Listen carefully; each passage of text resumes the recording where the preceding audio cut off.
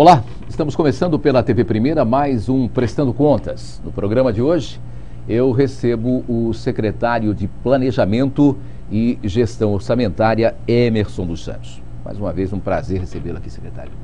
Igualmente, estamos à disposição da TV. Na sua última estada aqui, nós fazemos um balanço de audiências públicas, né? É verdade. Vamos continuar esse balanço? Você tem feito muitas audiências públicas, né? Queria que a gente continuasse de onde nós paramos no último programa, que já faz algum tempo. Na realidade, quando eu vim aqui, a gente estava anunciando as modificações que a gente iria introduzir este ano para fazer as audiências. Audiências públicas. Isso. Novo, né? Então, nós terminamos o primeiro ciclo agora, no primeiro semestre, fizemos 13 audiências, né? Nesse semestre? Nesse primeiro semestre. E qual foi o grande ganho, né? Foi o grande ganho que nesse novo formato, a população nesse primeiro semestre votou em prioridades, né? Então a gente apresentou uma lista de 18 temas e ela votou em até 3 prioridades. Então as três mais votadas se tornaram uma prioridade daquela região, né? Que compreende alguns bairros, né? E a outra novidade foi que há uma reserva de recurso, né, proposta pelo prefeito Tércio, no valor mínimo de 6 milhões, para que seja aplicado nessas 13 regiões, né? Então, esse foi a ação do primeiro semestre. Agora, no segundo semestre, que nós vamos iniciar na região K, que compreende ali o Parque das Bandeiras, Samaritá, Vila Ema, e região L, Rio Branco, Jardim do Mandolores, aquele trecho lá. E o que a população vai decidir agora?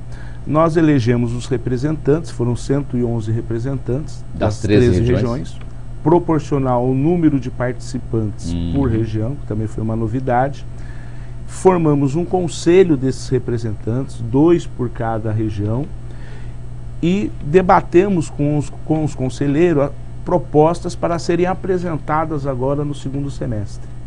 Então, o que vai haver? A população vai votar as propostas concretas, né, de acordo com a prioridade que eles estabeleceram no primeiro semestre.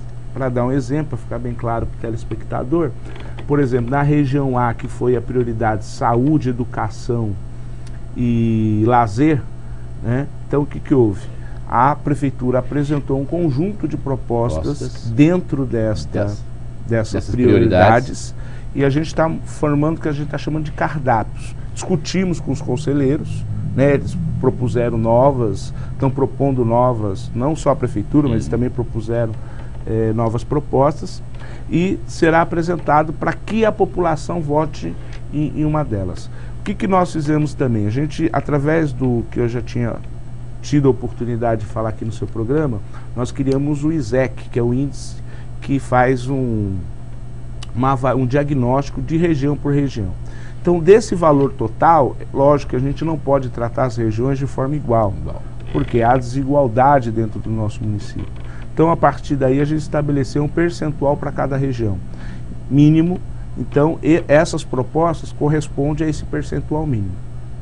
Para exemplificar, a região A, que compreende a Vila Margarida, são 550 mil reais, que ali está sendo proposto para ser aplicado pelo programa, né? Então, a população vai ter um conjunto de propostas ali que compreendem esse valor, né? E a população vai escolher um leque de opções lá, vai votar. Eles que vão decidir o que é mais importante para a sua comunidade. Você falou em 13 regiões. A cidade foi dividida em 13 regiões, né? Isso, ilha e área continental. Área continental. Você tem notado nessas audiências públicas que você tem feito o maior entendimento e o maior interesse da população? Foram 13 já, né? 13 nesse primeiro semestre? Foram 13. E são 11 regiões ou 13 regiões? São 13 regiões. São 13 regiões.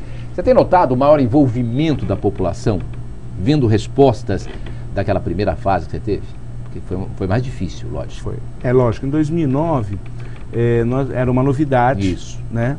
E essa novidade, a população também participou, né? Mas ela não estava amarrada necessariamente a algo de concreto, né? Então, pela experiência de 2009, né, nós elegemos representantes também, propusemos algumas ações. Por exemplo, hoje está sendo construída uma escola lá no Japuí, né, e vai ser construído um CER. Então é uma reivindicação feita de 2009. Vai ser instalado um CRAS lá no Sambaiatuba, pela assistência, também é uma reivindicação lá. A iluminação do Itararé também era uma reivindicação muito forte da população aqui da região do centro. Então essas propostas foram frutos de 2009. Só que qual é a diferença agora? Que agora a gente fez uma garantia mínima de recursos para a população. Então isso fez com que a população se envolvesse muito mais, né? Porque agora eu sempre converso com eles e digo o seguinte: vocês vão vivenciar um pouco o que o poder público vivencia. Em que sentido, né? Nós temos vários problemas na cidade, isso nós conhecemos, né? Nós temos uma pouca arrecadação, né, que não supre as necessidades que a cidade tem. E esse exercício eles vão exercer na prática.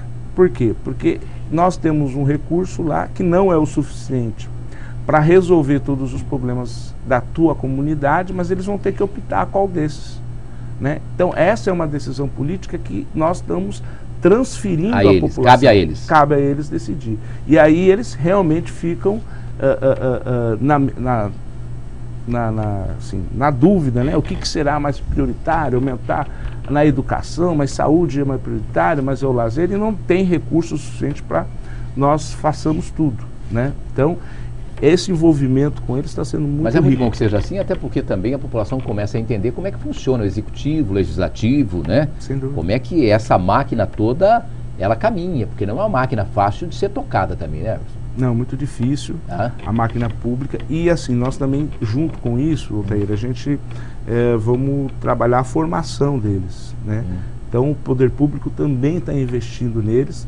Então a gente também montou os núcleos de planejamento local, onde participam os trabalhadores da prefeitura, que são os responsáveis pelos equipamentos públicos, e mais os representantes. Nós vamos colocar os dois setores numa mesma sala, né?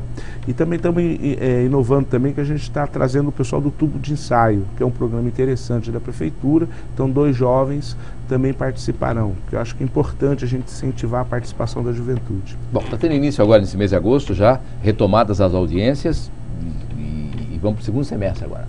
São quantas audiências nesse segundo semestre? São 13 Também audiências. 13, tudo é 13? Tudo é 13. É um número cabalístico esse, o secretário, ou não? Não, na realidade foi a forma que a gente encontrou de dividir a cidade, né, de ponto de vista administrativo, levando em consideração os aspectos físicos, o aspecto populacional, e aí acabou dando 13 regiões. Você falou um negócio aí, tratar os desiguais com igualdade, não dá certo, né? Não dá para ser assim. Tem muita desigualdade, tem que tratar as coisas diferenciadas. A cidade tem muito desse ponto de vista, dessa coisa?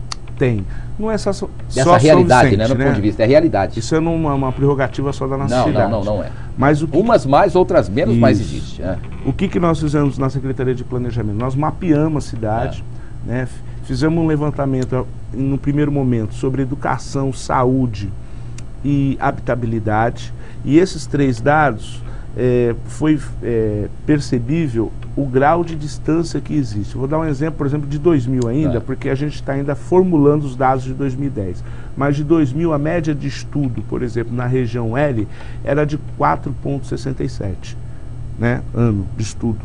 Na região C, que é a região, né, que engloba Itararé, Boa Vista, tá, era 9,57. Mais que o dobro, quase. Mais do que o dobro, né?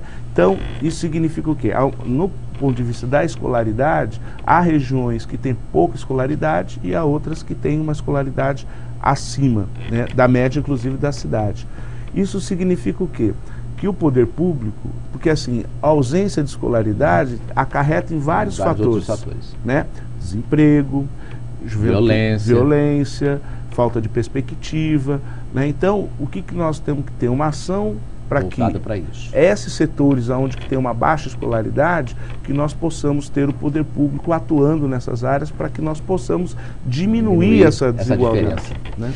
Eu vou fazer um intervalo aqui com o secretário de Planejamento e Gestão Orçamentária, Emerson dos Santos, e volto no segundo bloco, até porque ele deu um dado interessante aqui de escolaridade. Eu vou falar um pouco de IBGE, nós temos alguns levantamentos e isso me parece bastante importante e é um dado muito importante para a sua secretaria, principalmente, dado muito importante, né? Voltamos já.